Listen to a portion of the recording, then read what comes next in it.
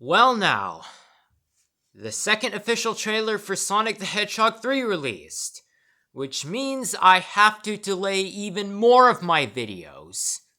So, yeah. Welcome back to upcoming video game movie rants. And this time, we're going to be talking about the second trailer for Sonic the Hedgehog 3. There is a bunch of new stuff in this trailer, and we're about to go over all of that right now. So the trailer starts in this place in Japan. I think it's supposed to be some sort of cafe called the Kiao Garden, if that's how you pronounce it. And there are three little characters there. One with a hat, one with a ball on his head, and one with stars over its eyes and a guitar. Well, yeah, those are the performers, I think. And then later on in the trailer, well, a little bit after that, there's kind of an oddball reference in there, because in the trailer they reference another video game series, that being Detective Pikachu. Now, when I heard this reference for the first time, I was legitimately confused, because no one has ever made a reference to a video game in a video game movie. So, and I don't, and I may be misremembering, but I think this may be the first time we've seen a video game reference in a video game movie. I think this could be Sega's way of retaliating against Nintendo and being like, hey, our stories are better. But at the same time, it's kind of like out of nowhere, which doesn't make sense, considering the fact that video games don't tend to be referenced, or they're not normally brought up in video game movies. But at the same time, it could be just a simple Easter egg. It's hard to tell without knowing more. But again, it's hard. But this is one of those situations where are they poking at Nintendo, or are they just poking at the fact that you know Well, to be fair, he does kind of look like the character they referenced. well, yeah, he's just missing the hat. Exactly. And in which, to be fair, uh, Tails did wear a hat in Sonic the Hedgehog 2, if I'm remembering right. Yeah, I think so. So Yeah. So, continuing on. yeah.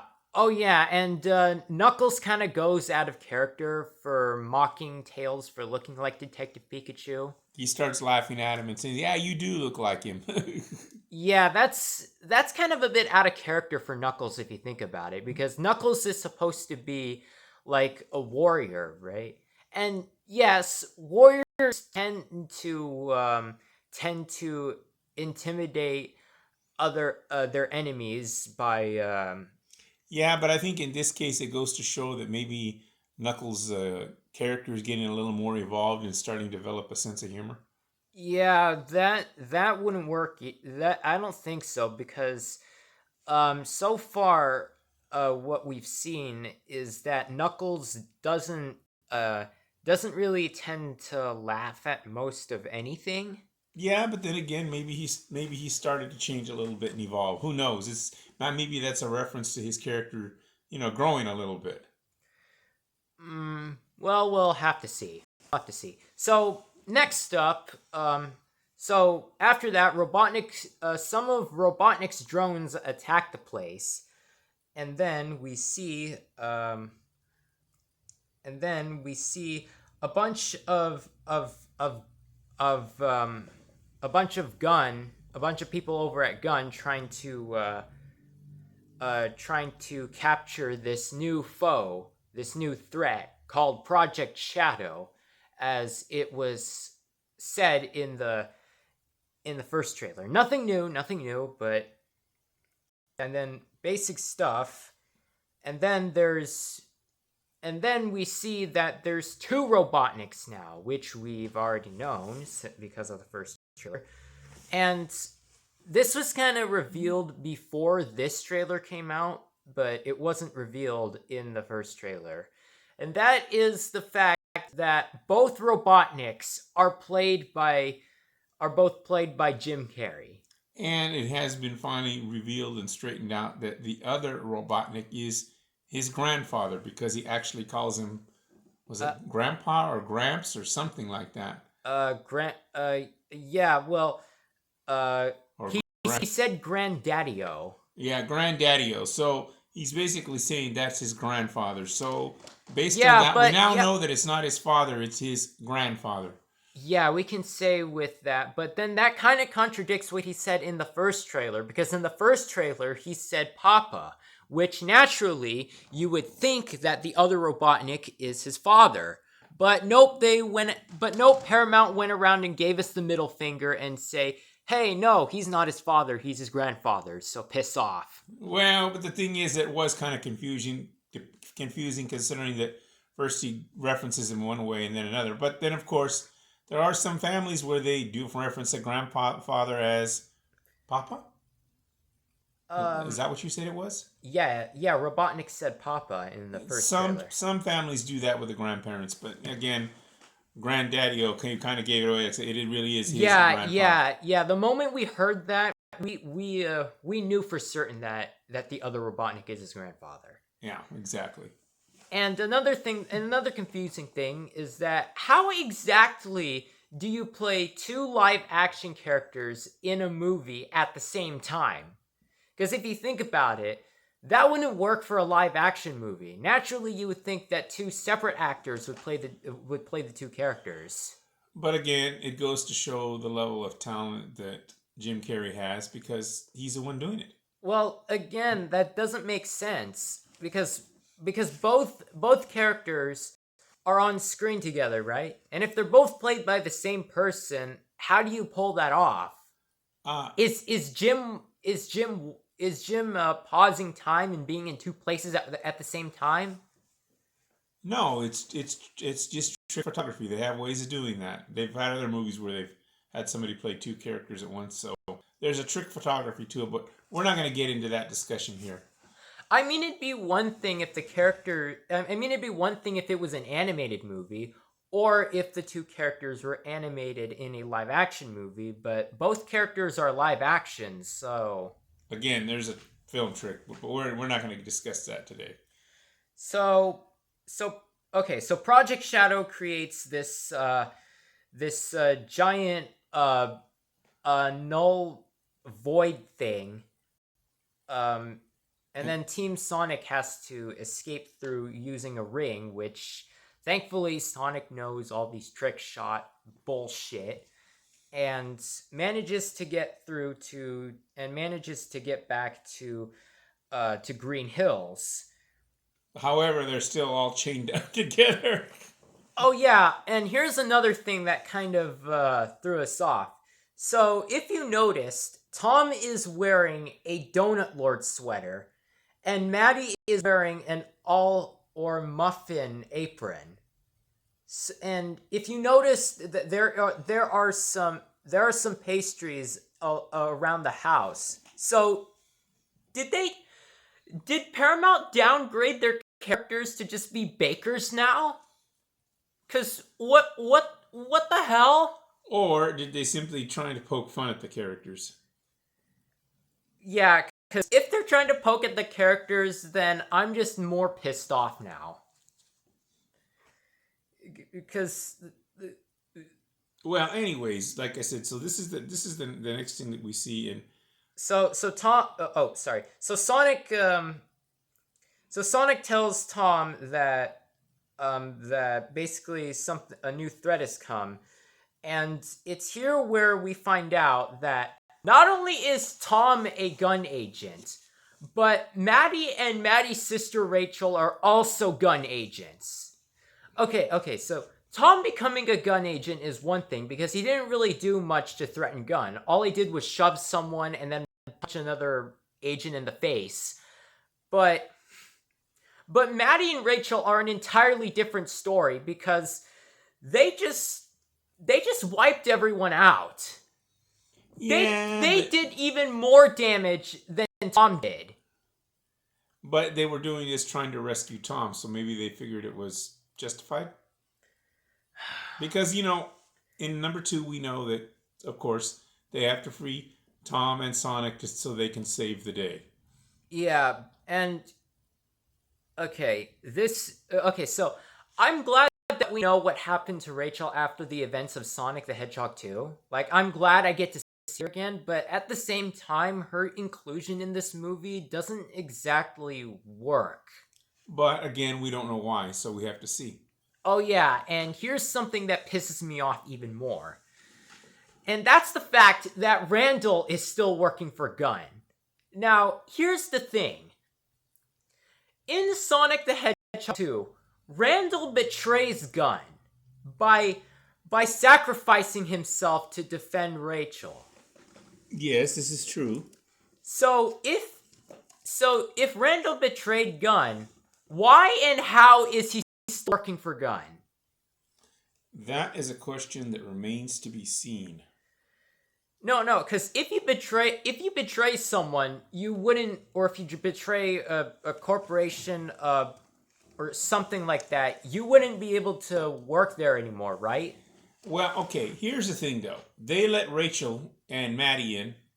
Yeah, and So, Tom. and Tom. And Rachel and Maddie did go against Gunn. So maybe they decided that the outcome overrides his actions. In other words, because he did save them, and because the outcome was they once again saved the day or saved the world from Robotnik, that they let him. How should I put it? They forgave him just like they did Maddie and Rachel. But that's the only logic I can come up with. Yeah, and you're telling me they also forgave Tom as well? Probably. Even though Tom didn't really do much? Well, I mean, he pushed someone to the ground and then punched another person in the face. yes, but we're talking about movies where it doesn't always make sense as to what they necessarily come up with for a storyline. Yeah, but at the same time, you can't make story contradictions like this. Well, okay, but they did what they did, so we'll have to see the movie as to seeing why they come around to being from one thing to the other. Okay, well, so there's a squad of villains in this movie. We know that's all confirmed now. So we have Robotnik himself, Robotnik's grandfather, Stone, and Project Shadow. So I'm not really glad about Robotnik being recycled as the villain again, but there are three other people this time. I mean, they brought Stone back for a third time. I mean, I don't know about everyone else, but I'm kind of getting tired of seeing Stone. I'm not really tired of Stone. It's more like, what are they going to do with Stone this time? Because you have the grandfather and you have Shadow. So the question, but if you want to look at it the other way, they did instead of bringing in one new villain, they brought in two. They brought in the grandfather and they brought in Shadow. So you could look at it one way or the other. Yeah, but I mean, there were 7 other remnants of Robotnik out there. So why couldn't one of the others, or wait? Okay, but without seeing the movie, are they in there? We don't know. Again, another unanswered question, I think. Yeah, because there are 7 other remnants of Robotnik. So It remains to be seen where they're at, if they play any role whatsoever in this movie.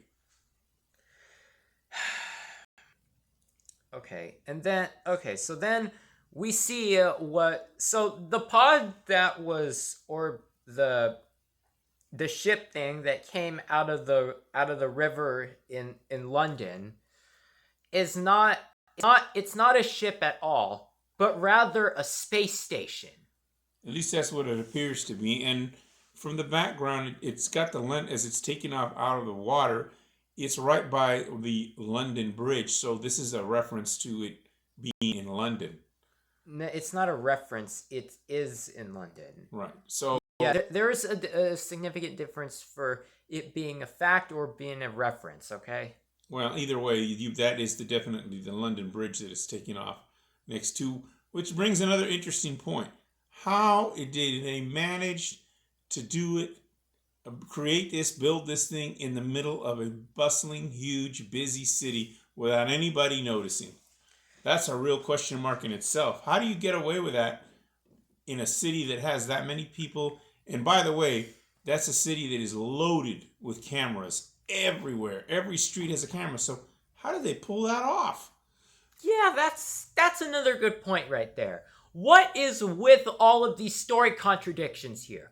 First, you bring in someone from Robotnik's family when Robotnik claims that he doesn't have any family. Then you make characters that aren't qualified to join Gun suddenly have them become Gun agents, and now this. Well, like I said, that city has the most cameras in the world, I think, and how could you possibly build something without them discovering you? Seriously, how many middle fingers are we getting for this movie? I don't know, we're getting middle fingers, but I'm like, how in the heck would you pull that off in London? That place is loaded with. You can't spit on the sidewalk without getting caught in that place. So that part's in itself Yeah, so after the space station goes into orbit. yeah, now it blasts a giant laser and cuts off a piece of Earth's moon. Now, I kind of have to admit there is one thing about that scene that really bothers me. It is a reference to another famous movie. Am I allowed to say the name? Yeah, but just I think you're allowed to say the name of the movie, but don't go into detail because spoilers. Well, it reminds me of Star Wars and the Death Star, where it blows up the planet. Except this time they're cutting into the moon. I mean, come on, really? They had to go there? They couldn't come up with something more original? That's a reference? Yes, because in the movie Star Wars, they have the Death Star that blows up planets with a laser beam. And what are they doing here? They're cutting the moon with a laser beam. Really? Well, I mean, to be fair, this wouldn't be the first video game movie that's done this, because in Ratchet and Clank, there's something called the deplanetizer that basically blows up planets and then takes a piece of the planet and then they try to make an entirely new planet using all those pieces. Well, so this wouldn't be the first time that a video game movie has done this, but yeah, they couldn't think of something else. Anyways, and then really blowing up the moon, come on. Yeah, so not really much after that, just a bunch of boring stuff. A bunch of fighting between, what would we expect, Shadow and Sonic, fighting it out and saying a bunch of insulting things to each other and pissing each other off and fighting more. And that's pretty much the only other thing that was in that whole video that puzzled me is at one point they show Project Shadow inside the glass tube, I'm going to call it. They show, and there's a girl. Yeah, there are a couple shots where they show Project Shadow with someone else. And it looks like a young girl. She puts her hand on the glass thing and he's on the inside. And then the next scene you see, she's not there, but Shadow's there and the glass looks like it's cracked. So it's like, who is that girl and what does she have to do with the storyline? Yeah, I mean, she's a mystery. Like, if that's a background character, then okay, but who is she? Yeah, I mean, this may not even be in the final movie. But they showed it in the preview, so. But what does it reference? What does it mean? I don't know. To be fair, those shots could get removed in the final product, because in the first official trailer for the Super Mario Brothers movie, they show Mario getting sucked in the sucking. They show a Cheep sucking on Mario's face, and then Toadstool and Toad pull off the Cheep in the trailer. But in the final movie, the shot where Toadstool and Toad remove the Cheep Cheep is cut off. It's never there. Yeah, so Like I said, it remains to see. Do they leave the girl in there, and what significance does she mean or play in this whole plot? to be fair, I think those shots could get removed in the movie. But we don't know. Yeah. We'll find out what it means in the story. Yeah. So